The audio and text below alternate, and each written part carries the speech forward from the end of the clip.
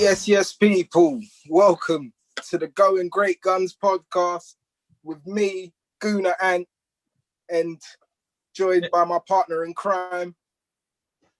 That'll be me, the at-home Guna. Yes. And yeah, this is the episode. What do we name this episode, John? What do we name this episode? The Mugabe Media Lockdown episode. The episode where we all go into hiding. This is it, mate. It's been so bittersweet being an Arsenal fan, I reckon. Do you know what I mean? Not much sweet. Don't get me wrong. We have been doing well in the Europa League, 6 out of 6. I mean, 18 plus goal difference. Yeah. In the Premier League, not so good, mate. It's not happening, is it? Not so good. I've got two theories on that, which we'll come to when we get into it. But I've got two theories as to why there's such a big difference between the two. The two, yeah? Okay. There's a few things, I wanted to go through today. I don't know. I reckon let's kick it off with Aubameyang. Oh, okay. Let's start off with the captain, innit? Let's not worry about the North London derby. That's done. That's happened. Yeah. Let's get that out of the way. Yeah. I don't think. Do you know what? The North London derby, Yeah. I don't think we need to dissect it. I think we can.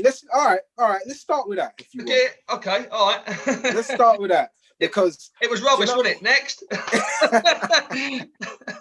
It was terrible, John. It was terrible. It was. Do you know what? Having Partey back got me a bit excited, but it got me a bit worried as well. The way he came back, because we hadn't heard he played any under 23 games. I was under the impression it was till January. I was expecting to be out in January. So that was the rumours. That was the rumours. But you had Arteta talking about, he's been begging me to play, been begging me to come back. And I think it was too quick. Yeah. I think it was way too quick. I know in hindsight we can say that, but when have we ever had a player get an injury, like sort of a thigh injury like that, and just come back? I mean, under Wenger, that was a joke, wasn't it? 2 weeks, and it would always be longer than that, wouldn't it? I mean, and we come to expect that. So that sort of speaks more to me about Mikel Arteta. Maybe he's more worried about his job than he's probably letting on, because if he's rushing him back straight away, I mean, we know he's a key component already, and he hasn't really done a great deal for us. No, that worries me a little bit, actually. That if it's because I have to say that I didn't listen to any media coverage before or after the game. I literally sat down, watched the game as a separate entity, and as soon as the whistle went, mate, I just turned it off. So I've not read the papers, I haven't done anything like that, because I've got my own ideas about what happened and why they happened, and I don't want to be swayed. Everybody else's stuff about it. Do you know what I mean? I didn't want to read the newspaper stuff about it. I'm like, of course. It's going to sound really weird, but I had an argument on Twitter or Facebook, I can't remember which one it was now, and I was saying to a Spurs fan that I was more angry at Spurs for not going at us. That second half, they sat back, and it was that was more humiliating than getting done 6 or 7-0, because they were toying with us towards the end. They didn't. What were we? 81%. Yeah, 81% we had on. 81% control of the game. Yeah.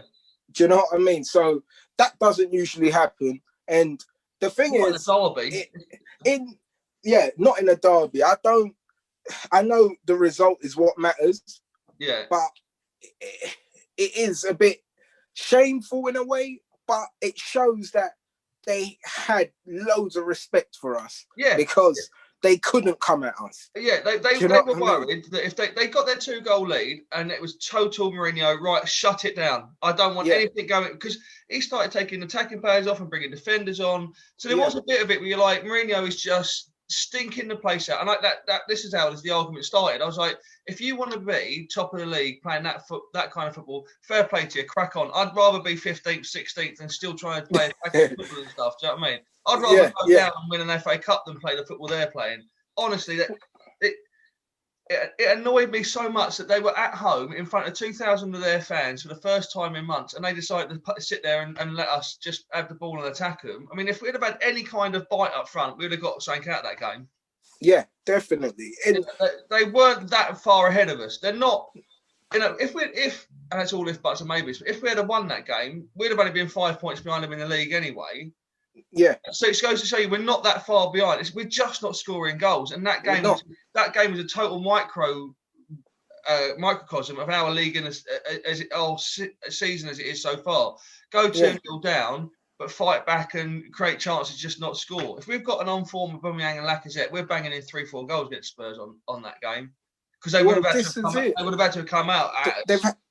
They would have had to open up. And do you know what I mean? Do you know what? Like, I don't want to take anything away and sound like we're hating all that game, isn't it? Yeah. We're hating on Spurs, and the thing is, the result is what matters at the end of the day. Do you know what I mean? But this is the North London derby, and usually it's let's go for it.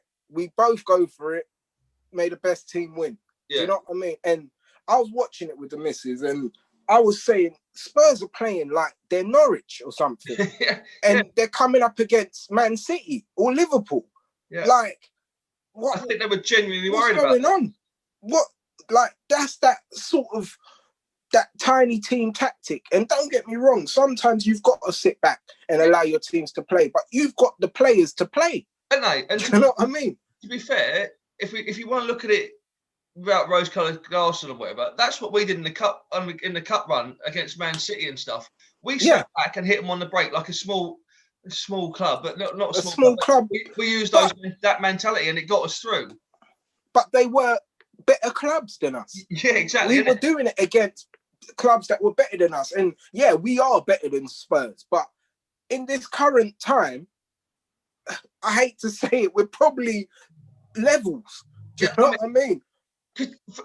Genuinely, honestly, we're talking more about them than we are us at the moment, but they have literally really only got Kane and Son. And if you stop one of those two past the other, they literally didn't have anything else. Their best player was a defender. Man of the match was Højbjerg. He's just a destroyer. He just breaks the game up. How is that, man? That's what annoys me. It's total Mourinho, and we've fallen for it again. We fell for it when it was at Chelsea. We fell for it when it was at Man United. It's just like Mourinho's got this voodoo sign over us, man. And recently, Tottenham White Hart Lane hasn't been a happy hunting ground for us anyway. No. But how much of that, Sorry, John. How much of that do you put down to Mikel Arteta getting his tactics wrong on the night? I don't think the tactics were massively out of place. We started the game really well. We actually had them on the back foot. First goal, it was stupid. We are actually in a decent place attacking, and the ball over the top to Son. And then, personally, I think the goalkeeper's at fault. You know what he's going to do. He's going to open his body up and try and bend it in. There was something. Even my dog was pissed off of it. See, he's wound up. Even he knew what was coming. That bloody Leno. So I don't think his tactics are massively wrong. The only tactic I think he has got wrong, if I'm honest, and this is not just in this game, we are walloping crosses in. But how many goals do you see Aubameyang actually score with his head? He's not a header of the ball, is he? He's not, is he? No. So I don't see. That's the one thing I would call Mikel Arteta on. Is like, if we're going to play this crossing game, you've got to have Lacazette in there as a lone striker and have Aubameyang wide left. But then you lose Saka or whatever. But so that's my only worry. I don't think he got the tactics massively wrong. I just think we were undone by typical Mourinho anti-football. They get to 2-0 and shut down. Yeah. Well, do you know what? I reckon that's enough on that. Yeah. That's enough on that. Let's move on. Go on. So you were saying about Aubameyang? Yes. I wanted to sort of get your views on what's going on with our captain. And has he taken the money and shut down? Or is he playing in a team where we're not creating enough, or is he just not up for it? Like, is he thinking this is long? Like, I'm not on this. Like, so where are you feeling? Like, I've actually changed my mind. Do you know what I mean? Against Wolves, I thought he don't want this. Against what he even looked like bloated against Wolves. He looked slow and heavy and not interested. And then against Spurs, I actually thought, especially for the first half, he was up for it. He looked like, this is it. I'm back on. I don't think he's the sort of player that would take the money and go, that's it, I'm safe now. You know, he's too much of an extrovert off the field for that to be the case, I think, on the field. Do you know what I mean? He wants to be the centre of attention. He wants to drive the gold Lambos. You know, he wants to do the flip and all that sort of stuff. He likes to be the main man. Yeah, he enjoys the buzz of scoring. I think maybe not playing in front of fans has affected him a bit, because I think now it's becoming too much like a training session, and it's not. I bet he feeds off of that buzz of fans singing his name out and stuff. That's very true. You know what? That's something that I haven't heard anyone speak about. And you saying that, there's probably some truth to that. Right at the beginning, we thought it was helping us that there were no fans because we weren't getting booed when we were passing it back or whatever. But I wonder now if it's gone the other way. Do you know what I mean? It's affecting us. Yeah. Because players like Aubameyang, like you say, do feed off of the crowd. Do feed off of being the main man and enjoy doing the flips and the big celebrations and getting the cheers, oohs, and all that sort of stuff. Yeah. It's very true. Very true. And very true. And on the pitch, mate, I reckon, and this is sort of segueing into what one of my things about the two reasons as to why the league and the Europa League are so different. But I think he's getting so fed up of making runs that people like Xhaka are not taking advantage of and not using. They're either passing it, like Xhaka will pass it backwards or sideways. He's probably thinking, why the hell am I making this run all the time and not getting the ball? So I think he just goes and just gives up. Not gives up in that respect, but it's like, I'm not going to make that run. There's no point in making a run. He's not going to look for it. He's going to wallop it back to Leno and we'll start all over again. Yeah. Well, do you know what? That's one more thing I wanted to ask you about with the whole Aubameyang thing, because I know you want to get onto Europa League. Do you think he is the right captain for us?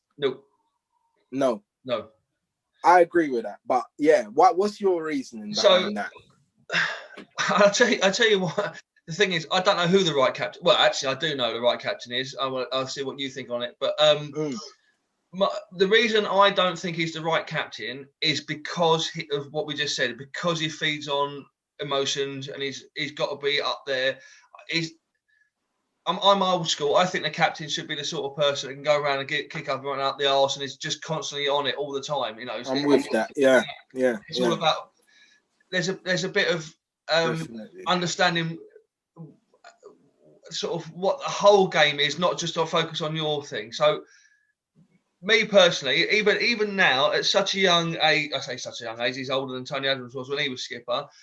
I would give it to Kieran Tierney. I just think that geezer is everything in the captain. He wants to scrap. He wants to win every ball. He knows what he's come from Celtic. He knows what it means to win. Like, their fans are crazy for winning. They've got to win every game. Look at what's been happening now that they're behind Rangers. He knows what it means to win in every game, and he knows what it takes. So that's why I'd have Kieran Tierney as captain. And that's nothing against Aubameyang. I just don't think. I think he got given captain material. Yeah, I just think he got given it because it's towards the end of Arsene Wenger's time. He just gave it to our most high-profile player rather than who should actually be anyone that should have been the captain. I think that's just what's happened to Aubameyang. And the whole Xhaka thing, basically, what had happened with Xhaka. Yeah, so you had to give it to someone. And it was like, do you know what? I'm not being funny, but I think Xhaka was probably a better captain than Aubameyang is. Do you know what I mean? And that's no disrespect to Aubameyang. No. Until obviously what had happened. But that's no disrespect to Aubameyang, because no. I'm the same as you. I prefer a captain that speaks. I prefer a captain that organises his team.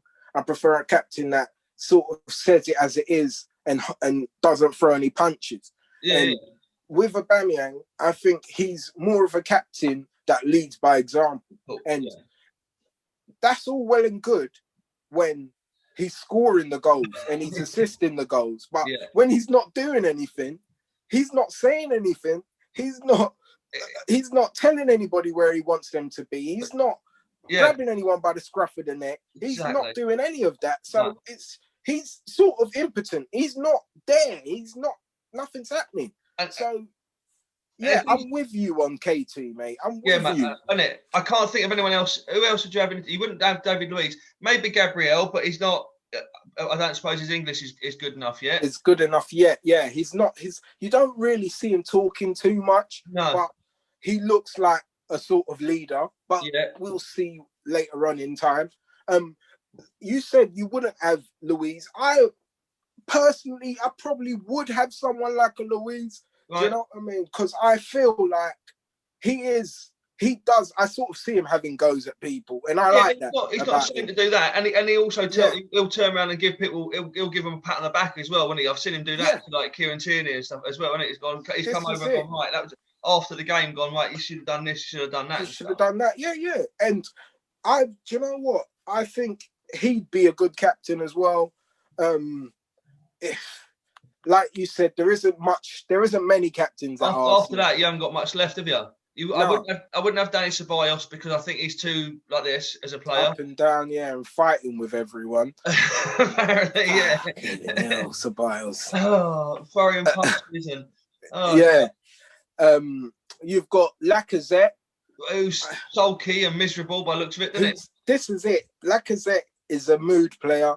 I think if he's in the mood, he can do whatever he wants. But if he's not in the mood, he's just terrible. Yeah. He's awful. If he's not scoring, he just looks like he doesn't give a hoot. No.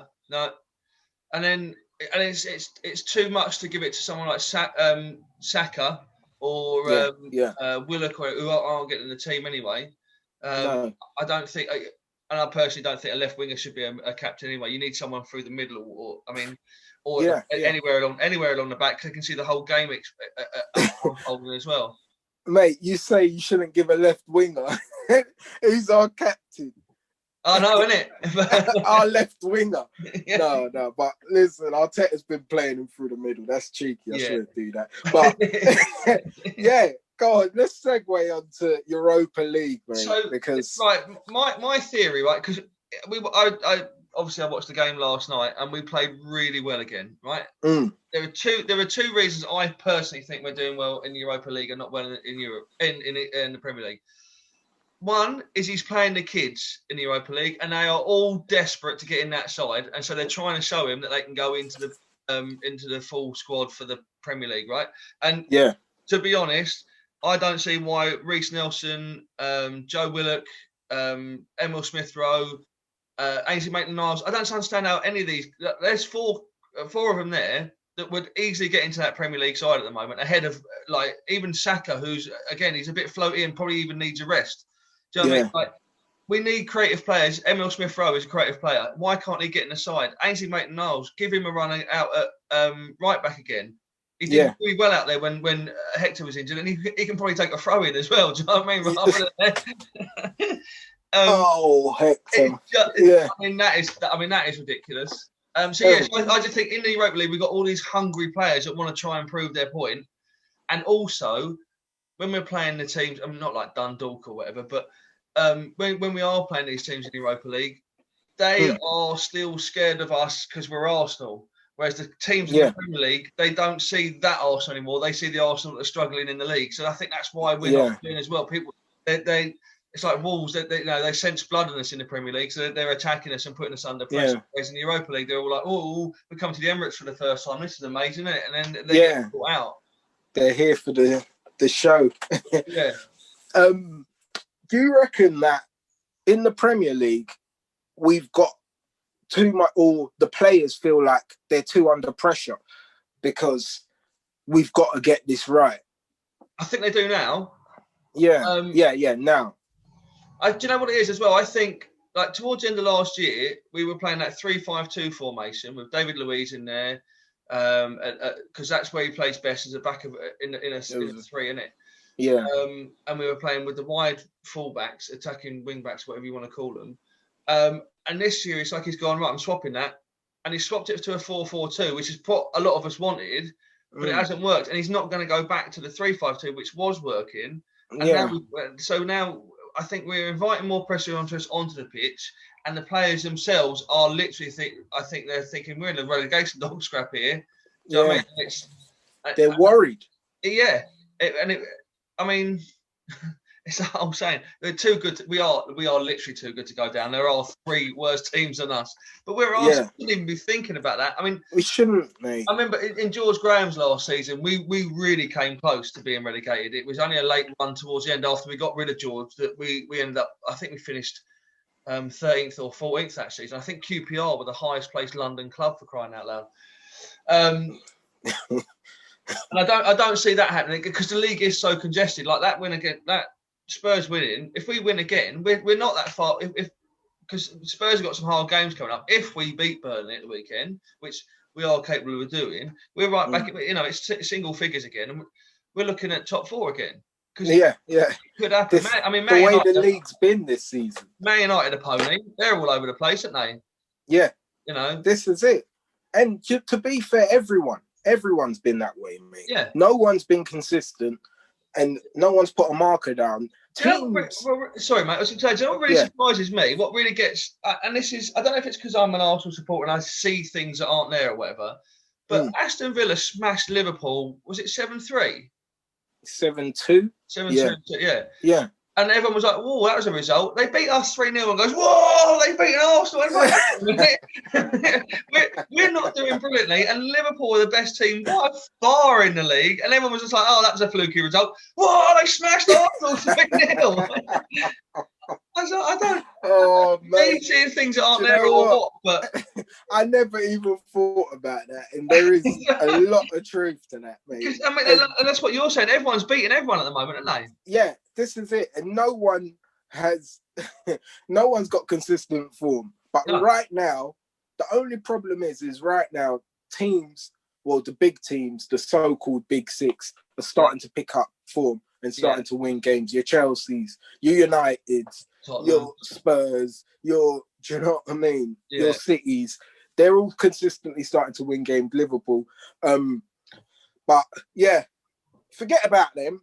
I still want to talk about Europa League and last night and Balogun. Oh, Balogun! I feel like, do you know what? He's the striker maybe that Arteta's looking for. Yeah. Do you know what he's been sort of trying to teach Lacazette to do, teach Eddie Nketiah to do, to come out and pick up the ball and draw players into the play, if you see what I mean. Yeah, with your back to goal. Back to goals. Yeah. And Balogun's come on and he's doing it simply. He's doing it like, do you know what? This is what the boss has asked me to do. And this is what you can tell Mikel Arteta's asked Eddie to do and what he's asked Lacazette to do. But Balogun's doing it. Yeah. And he's scoring goals. Yeah. So, I think, for me, I reckon if I was Arteta, I'd shake it right up, and just put him in. Against Burnley, why not? Yeah, just put him in. Over Eddie, over Lacazette. Yeah. And move Aubameyang back out to the left. Eddie looked good again last night, I thought. But yeah, it's why not? Because the team he's putting out in the Premier League isn't working at the moment, is it? Yeah. And maybe they need to kick up the arse or to be fair to him or try and be kind to him. Maybe they need a break. Maybe they've just, they didn't have much of a break over the summer from the FA Cup to the pre-season training and whatnot. And, the season got all mixed up and all that sort of stuff. So maybe they do need maybe your Aubameyangs and your Lacazette's need a break. Maybe they need a break. Yeah. And these throw him in. Yeah. throw him in the deep end. And it would freak Burnley out as well, because they're going to be used to, they'll be expecting Aubameyang and Lacazette out front, and they'll be like, who's this kid? We don't know anything about him. This is it. I think you go and do something like that, because he fit the profile of, like I said, what it seems like Mikel Arteta is trying to do. The link sort of thing. Have that link up with your centre forward. Yeah. Let him come back to goal. Let him hold the ball up, hold players off, and bring in the midfielders. Yeah. And Balogun done it like, okay, so this is what he's been asking you boys to do, and I'm going to come on and do it. You know what I mean? And I Lads, it's not hard, look. Just do what he says. Just do what he's telling you to do. But it's like, the ball comes up to a Lacazette or an Eddie Nketiah, and they can't hold the ball up as well as, like I said, maybe a Balogun. And I don't want to throw all my eggs in that basket and say, he's the future and chuck everyone out. No, that's not what I'm saying, because I get it was Dundalk, I get it was the Europa League. Yeah. But still, these boys have had their chances in the Europa League, and they've had their chances in the Premier League, and I haven't seen one of them do it properly to today.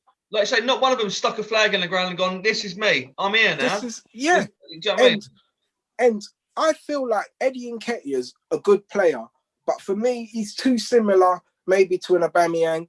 Do you know what I mean? And likes to run in behind rather than he would be absolutely superb in a George Graham side. He's so much like Ian Wright in that he's the sort of person that will just throw his leg out and get a ball that will come up his backside, or he's not a scorer of great goals. He's a great goal scorer. Do you know what I mean? I reckon he's a proper goal. If you were playing the right style, like all those crosses against Spurs, if he'd have been in there for that, I reckon he might have nibbled a goal. Do you know what I mean? Got one or two, and this is it. And I don't feel like he's a hold up. No, so that's not what this formation needs, is it?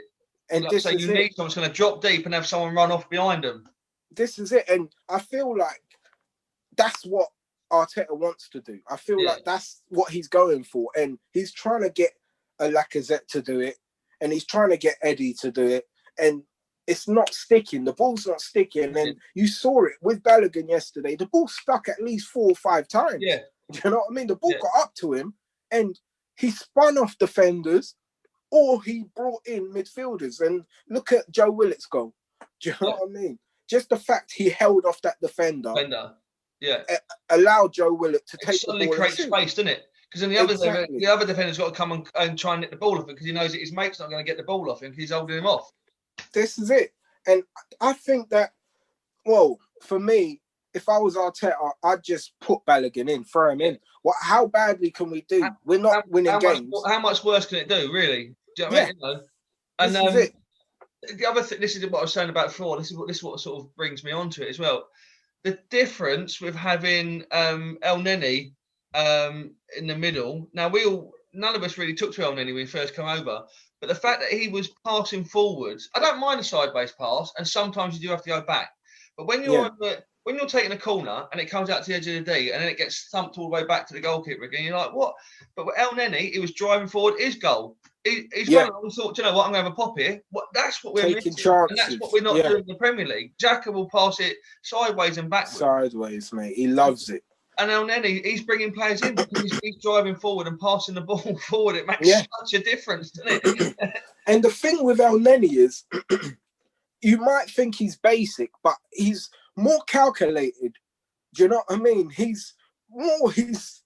does what he can do and doesn't do what he can't. Yeah, he doesn't try to overplay it, does he? He doesn't try and hit 50-yard Hollywood balls. Yeah. Because he knows I can't do that, so why should I bother?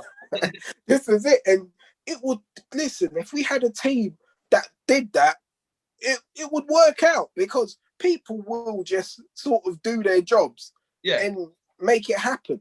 And do you know what I mean? And I get he's a squad player. Do you know what I mean? He's there for the squad. It makes sense having him in there. But now, he's a positive defensive midfielder. Yeah, we need it. Because there's two things. So with Chelsea and when Leicester won it, the one thing they had in common was N'Golo Kante. All he done was sit in front of the defence, break the ball up, and give it easy. So sometimes teams need that sort of a player. Yeah. So Elneny could be that player if he's got the creative force next to him, which would obviously be Thomas Partey when he comes back. But there's no getting around the fact, and it's 100% genuine. We didn't just try to sign Thomas Partey in the window. We tried to sign that Aouar or whatever his name is. So we were looking at two central midfielders anyway. So it's clear that Arteta doesn't want to play in Ceballos or Elneny or someone like that as a regular. He wants them to come on off the bench and be the difference. He was obviously looking to strengthen that position. So I think he's struggling with the fact we didn't get both of them in. So maybe in the January window we'll see what happens there. So that might change us. But I'm like you were saying about Balogun. I tell you as well, who gave me, it was a real small cameo on last night. It was what was his name? Aziz. That young Aziz, Miguel Aziz. He looks different, didn't he?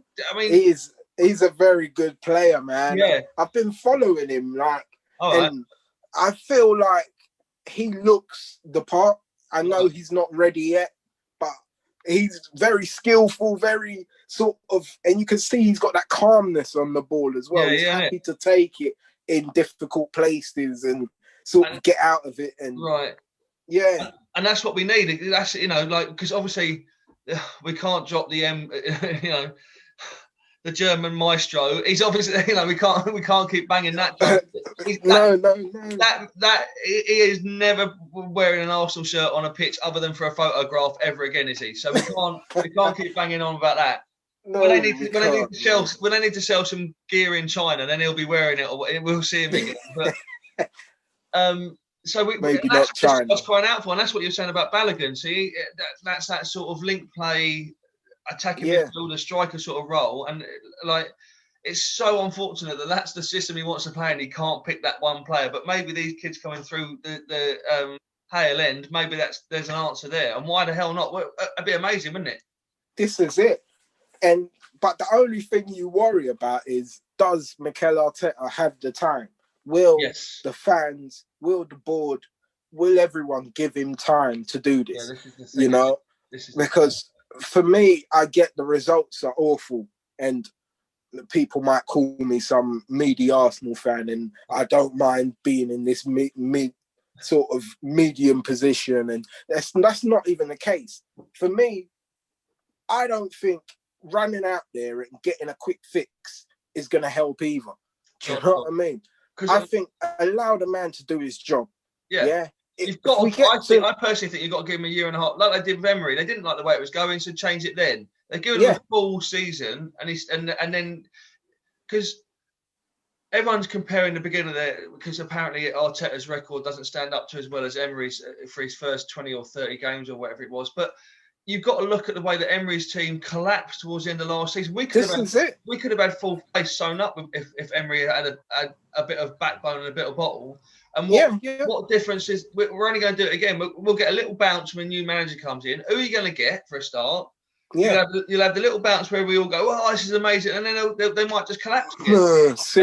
We're building something. Yeah, we need to be patient. Like I said, the guy's obviously got a plan. Let him see that out for at least a season, because he's had a decent transfer window yet, has he? The transfer window because of COVID, pretty much got done over because of COVID. The summer one, we had to spend all the money getting Thomas Partey. Yeah. But look, even the transfers he has brought in have been positive transfers. You know, Gabriel, Partey, two players that have improved our team. Like that. Yeah, like that. And people might say, oh, yeah, but look at last season. We weren't doing as... But look, if you just watch them play, you know, if you want to be honest, you know what I mean? You know that they are doing bits for us, mate. Yeah.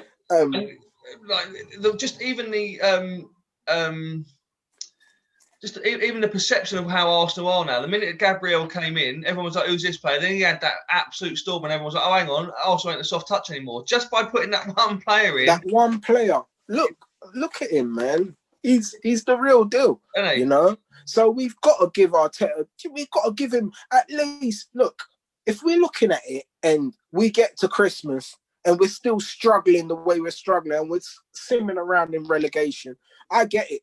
Do you know what I mean? I get why a lot of Arsenal fans will start sort of, do you know what I mean? It's not happening. Yeah. We can't put up with this, and I get it, mate. And I reckon after Christmas, once we get that big bunch of games out of the way and we're sort of hovering in relegation, I'd be there with them. Do you know what I mean? I'd be there with them and say, look, it hasn't worked out, but give the man a minute. Like, let it work.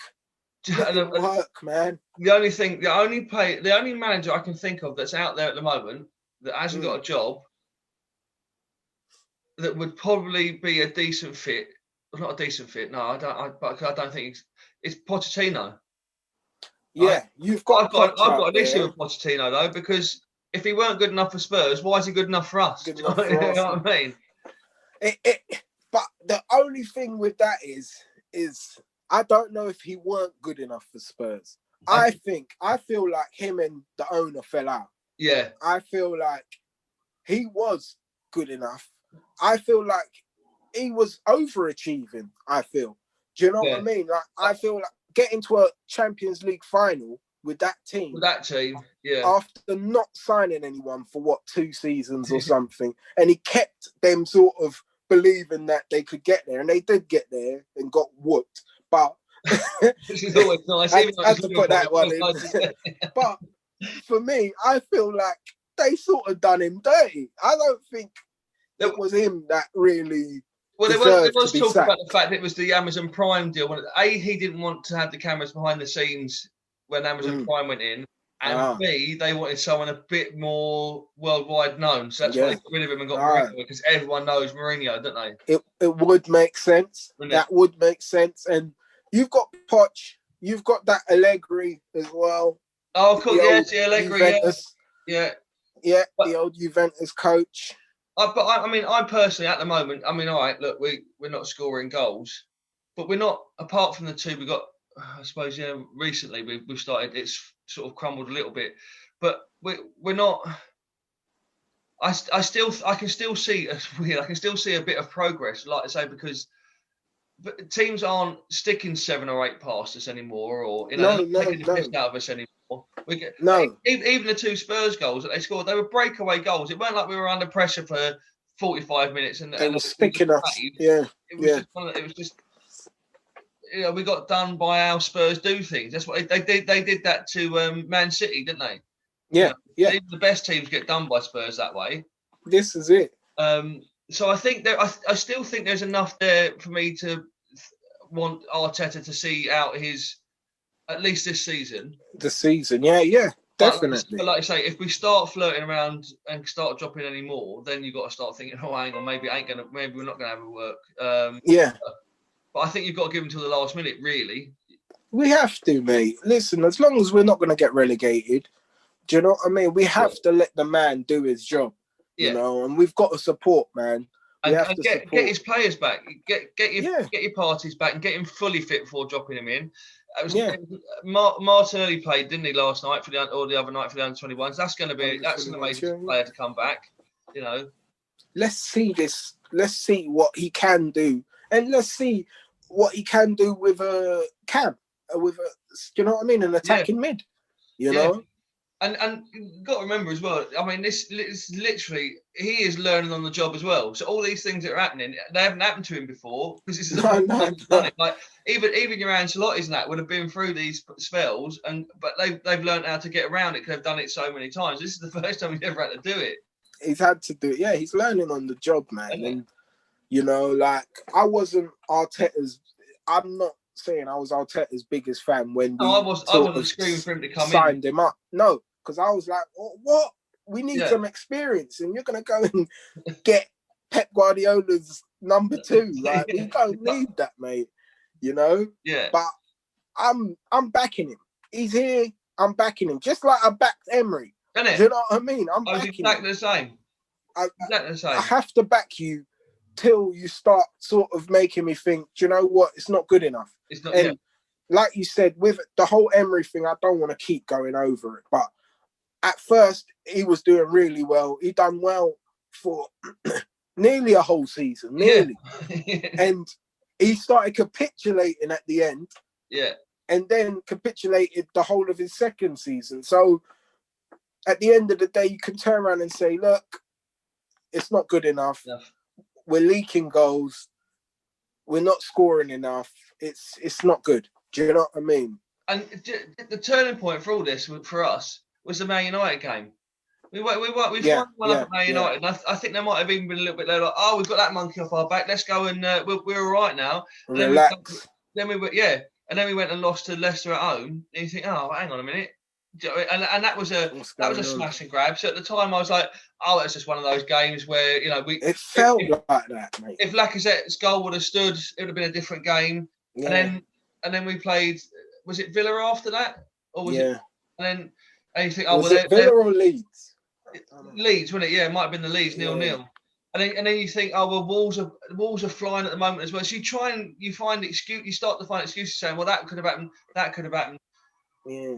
But I think that will happen to all the teams in the league. I think all the teams will go through weird little spots and patches, and that's why it's still so congested at the moment as the league is anyway. So we're not. Listen, I don't actually want us to get Champions League next year anyway, because I think that will be too much for us. I think we will get hammered. And I think the Europa League is actually starting to become quite a decent little trophy anyway. Look at some of the clubs that are in it again now.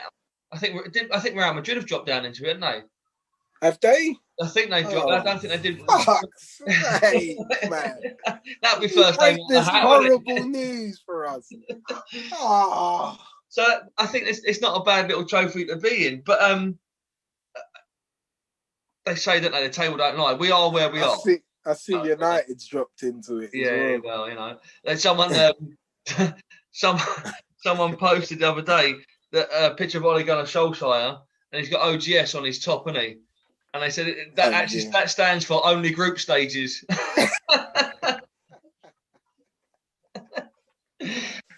But mate, if they don't get penalties, they don't score goals, do they? That's United. No. Penandes, isn't it? Penandes, exactly, mate. Penandes. Yeah, that's another thing. I'd rather be us than them still. Even all the trophies that they've won. Look how far they've fallen. You know what I mean? Yeah. And I mean, you're looking at if you were to compare the two, because you can't really compare Arteta with anyone other than Solskjaer. I don't think, because this is their first. I mean, I know Solskjaer managed Cardiff, but that weren't really the thing. I mean, both of these are massive clubs for the first time in their career as managers. Yeah. And I would still rather have Arteta over Solskjaer. I don't think Solskjaer's got a clue. I don't think. No, he looks a bit clueless, and everyone says that. Did you see? I saw it on Twitter. The post-match press conference when he said, as a footballer, you can't feel sorry for yourself. What you've got to do is feel sorry for yourself for a little bit. It's like, what are you talking about? Yeah, what? There are times I look at him and his eyes, it looks like the world is passing by and he don't know what's going on. He's like, what? And the club.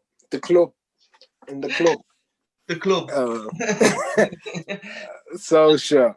And I mean, they have fallen massively from where they were to where they are now. I mean, we haven't fallen. It's been a slow decline for us. But then they've just gone like that. They won a title with Van Persie. That's karma, that is. Buying Van Persie off us and stopping us winning the title. They've just gone. That was Van Persie's parting gift to them. I'll win you the title, but you'll be shit for years afterwards. Yeah, you can have that, but that's going to happen. You know what? It's a weird old one, mate. It's a weird old one. But I think we support, keep going. Like I said, after Christmas, if we're still in the same position, I get it. Everyone can jump on him. Definitely. Yeah. Everyone can jump on him and say, look, do you know what? This ain't good enough. For a club like Arsenal, it's definitely not good enough. But we must remember that we haven't got Cam, we haven't got an attacking midfielder. And this is Arteta's first big job or first job in football. Do you know what I mean? We just be patient, man. The only thing I will mark him down on so far is I still maintain he got rid of the wrong goalkeeper. He should have kept Martinez. Yeah. Definitely. I don't think Martinez is conceding both of those goals. He might have conceded one against Spurs, but I don't think he would have got. I don't think Harry Kane would have beaten him. And this is it. And you get sort of those people with certain agendas saying, "Oh yeah, but look how many goals he's conceding with Villa. He's got a defence like Villa." Do you know what I mean? He's got them boys in front of him. There's a difference. Do you know what I mean? It's a different team. Like defensively, we're better. Do you know what I mean? Like you think about how well he played for us in front of behind our defence last season, Martinez. Yeah. And like we've said already today, we've stuck Gabriel in that, and we've become better already. So imagine what he would be like with Gabriel in front of him, Bellerin. It's levels, isn't it? We're just not clicking. That's the other thing as well. I genuinely think it's gonna. I don't know what it is, but something's gonna click, right? I might even have played Aubameyang yesterday in the Europa League to get him a goal. Once he gets a goal again, I think he'll just start flying again. Yeah. And you never know. Burnley, it might be the one at the spark. We might spark that off. We might have had our bad spell. We always have a shit November anyway. It's just carried on to December a little bit, and maybe we're just going to turn that corner now. Well, we said about sort of getting a spark out of Aubameyang. He did play against Rapid Vienna and score, and then did nothing after. and Lacazette scored that well, didn't he? And then didn't do anything against Spurs. But this ain't. We're not trying to slag off our players, man. It's a thing where we love them so much. How you get the best out of them, isn't it? Yeah. Now you get them back to where we know they can be.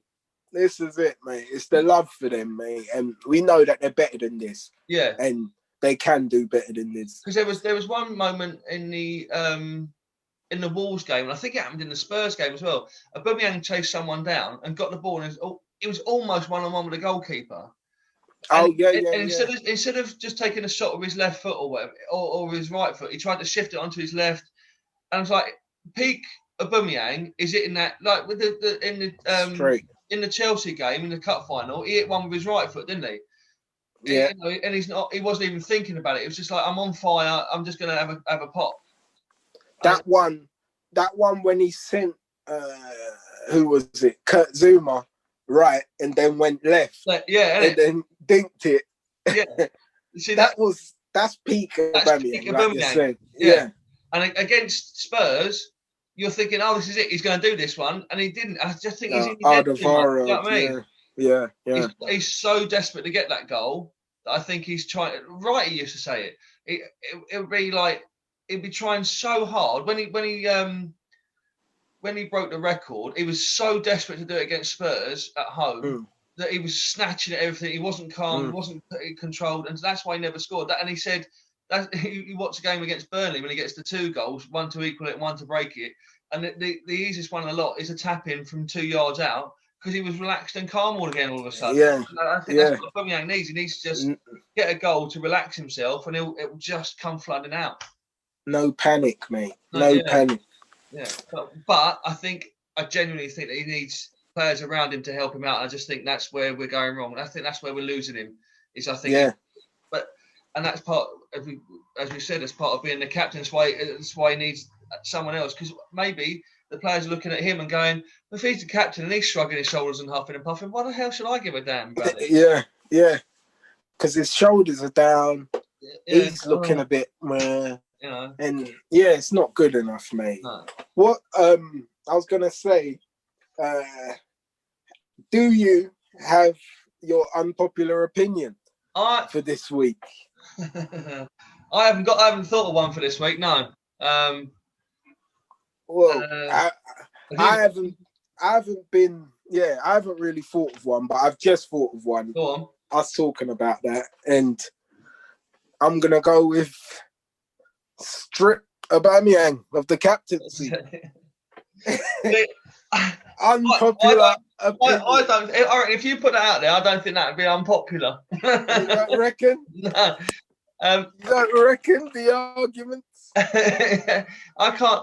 Just because of what we've done already, we've gone through it. Who was apart from Tierney? Who would you give it to? Yeah. Oh dear. Okay, unpopular opinion. give Louise the armband. Give Louise the arm. Now that might be unpopular. There you go. There's my unpopular opinion for this week. One I was just give thinking David Luiz the armband. The unpopular opinion I was thinking of was maybe everyone was right last year about Aubameyang scoring goals. We are in trouble. That is a popular. That is a very popular and proving quite correct at the moment. Oh, mate, it hurts, mate. Oh. It actually hurts. But John, we've got to start doing these at least one every 2 weeks, mate. Yeah, definitely. We've got to start if nothing else, it lifts my mood. I'm like, oh yeah, I'm not the only one that thinks like this, and we can have a laugh about it, and it changes it. Do you know what I mean? Because definitely, I'm sure there are gooners out there listening or watching or whatever, and thinking, oh, I'm not the only one. Yeah, going mad. Do you know what I mean? And this is it, mate. Like, we're not trying to sort of be too dramatic with it. No, like a bit level, but do you know what I mean? But we are upset about what's going on, mate. We're with you, gooners. Yeah. We are with you. You know. Here's another one for you. Unpopular opinion. I wouldn't mind getting relegated if it stops Spurs winning the league. There we go. Hey! Because I'll tell you what, if Spurs win the league, I'm shutting the computer down. I'm relegate country, me. Mate. Relegate me, man. Oh. I can't. I don't want to see that in my life. It ain't gonna happen. I genuinely, I can't see it happening. I don't think their squad is big enough. We're talking about them again now. But yeah, don't let that be your famous last word. It ain't gonna happen. Yeah. Someone will clip this clip. Some Spurs fan will clip it and play it back to you. That aged well. Yeah. Yeah, exactly. You will become a meme. Yeah. I'll have it on my gravestone. It will never happen. This will never happen. No, mate. John. Oh, I've said it now. It's out there. Boom. I can't do it. It's in the world, mate. Put it out in the universe, mate. The world. That's it. Let them have it, man. But no, it's been lovely, man. Yeah, man. Definitely, it's been a nice catch up. Yeah. It's been a while. Before we go, prediction for Sunday. Yeah. Prediction for Sunday, Burnley. That's difficult, man. That's difficult. Listen, all right. If I go with my head says 1-1. Oh. My heart says 3-1 to Arsenal. Nice. Yeah. I've got a ringing. I don't know where it's coming from, but 5-1 keeps pinging in my head to Arsenal. Okay. But I'm like you. I think if you're drum them. If you're looking at it properly, I think it's a draw, nailed on. Yeah. Because they ain't going to come and attack us away because it's at the Emirates, isn't it? Yeah. And we're struggling for goals at the moment, so I think a 0-0 or a 1-0, I think it's probably a good shout. But yeah, if I was going to try 5-1 will be 5-1, I'm saying I'm going 5-1. And then I can come on and go, see ye, I told you. I told you. I've got the inside scoop. Mate, it will be lovely. Yeah, lovely. Nice to celebrate goals again. Like last night, we're celebrating goals, man. It's a different feeling, isn't it? Yeah. Celebrate goals. And that's what Europa League's been like for us. Do you know what I mean? Yeah. Somewhere we can go to and watch it and enjoy Arsenal. And then we come back to the league and then it all comes crashing back down again. Flipping team again. No, man. But listen, it's been good, John. Yeah, man. And yeah, we will be back with you guys. Definitely. Yeah, we haven't got a date, but we will be back with you guys in the next week. Than this time, didn't it? Much sooner than this time around. We'll do it. We'll catch up quicker. Definitely, man. So stay locked in. Going Great Guns podcast. Yeah. And you've got our guys. So you've got at Gooner Gospel. Yep. And at the Armchair Gooner. Come and tweet us. Private messages if you want to join in. It'd be nice to get some new voices on, wouldn't it? Yeah, definitely. New voices, new opinions, other views. If you agree, if you don't agree, it doesn't matter to us. You know what I mean? We just want different gooners, different opinions. Tell us how you're feeling, come man. And vent. Come and vent. Let us know. Yeah, team. come and vent, mate. We're not here to stop you. No. We're here to let you do your thing, man. Yeah. And yeah, girls, guys. And everyone in between. Yeah, and everyone in between, man. Stay locked in, man. Go on Great Guns podcast. Till Enjoy next your football. time. And we'll see you next time. Cheers. Cheers.